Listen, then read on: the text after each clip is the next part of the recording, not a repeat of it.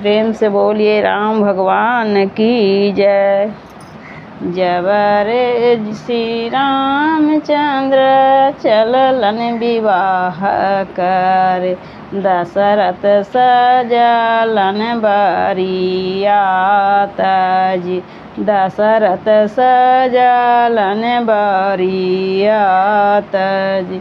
जबरे सुंदर बर बघिया बीचे आएलन, बाट बर चले ले खाड़ा जी। बाट बर चले ले खाड़ा जी।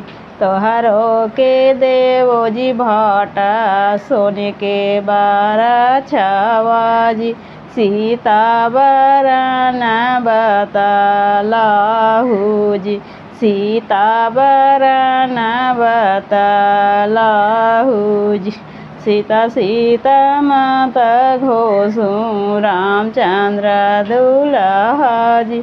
सीता थिन सूरुजव के जोत जी। सीता थिन सूरुज जी के जोत जी।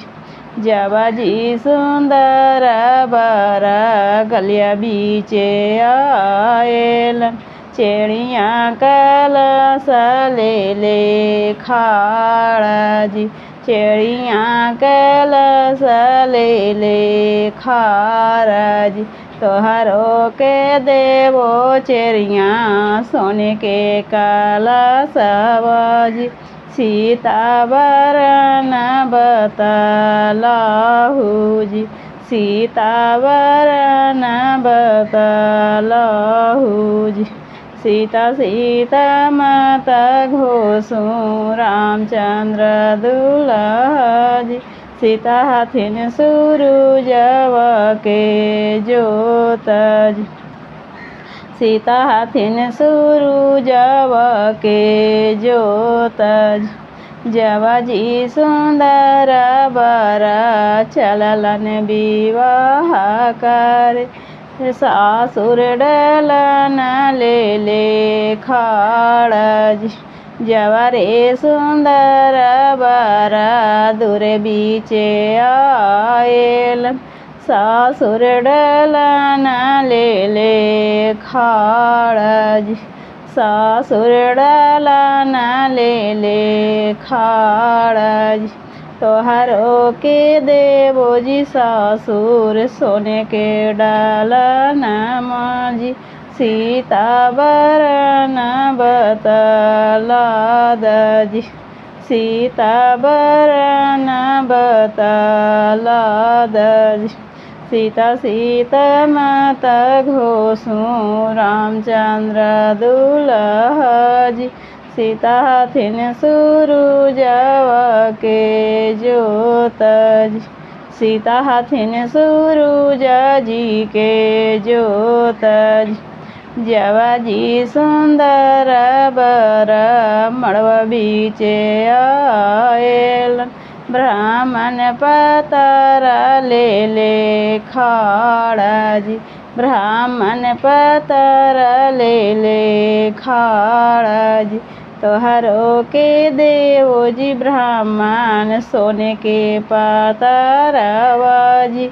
सीता बरन बतलाहू जी। सीता बरन बतलाहू जी। सीता सीता माता घोषू, रामचंद्र दुल्हा जी। सीता थिन सूरुजव के जोत जी। सीता थिन सूरुजव के जोत जी। जवा जी सुंदर बर चौका चढ़ी बैठल, नौनिया नरहनी ले ले खाड़ा जी। नौनिया नरहनी ले ले खाड़ा जी। तोहरो के देवो जी नौनिया, सोने के नरहनिया जी।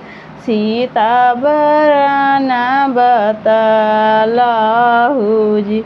सीता बरन बतलहु जी।